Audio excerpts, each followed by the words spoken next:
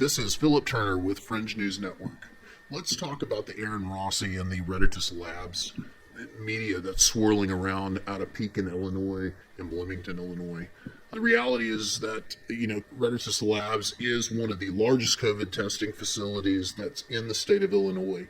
What I find really interesting is that the allegations that are getting thrown against Dr. Rossi are, using taxpayer funds to buy luxury goods, and particularly, there's a lot of association with this being tied to taxpayer funds. The reality is that as a contract is issued to a service provider at the state level, once that service is provided to the state, that's no longer taxpayers' funds. That's a service rendered to the actual folks that are actually providing that service to the state. But upon further looking into the matter, the reality is that the media has been very one-sided and really largely bringing allegations against Dr. Rossi and Reditus Labs as it pertains to tax fraud, using taxpayer money, living a lavish lifestyle, and outright theft. And in one case, they actually have stated recently that, Aaron Rossi is a pathological liar, which is just outrageous as the angle in which the media within their area has really latched on to these allegations. And I find it really interesting that it looks like one of the leaders in that area is WGLT. Looking at their website, some of the one-sided personal attacks, if you look at how this university media outlet is funded, it's not only government funding, but it's also through public donations. And they have a tagline, you support, we report.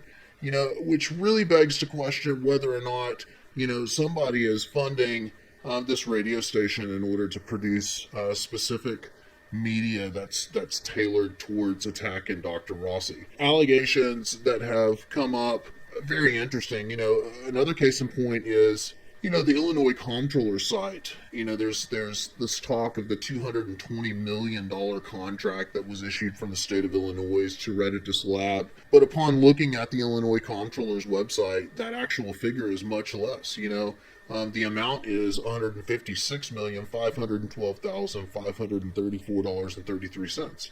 Now, what's critical and what's really interesting is on most of these, normally you can look at the payment link and you can show a history of where the payments have been made and installed towards the provider. However, in this one, it seems that they actually have no contract transparency or documents that are associated with this contract, which really makes many ask a lot of questions as we push forward. Was this information scrubbed from the site?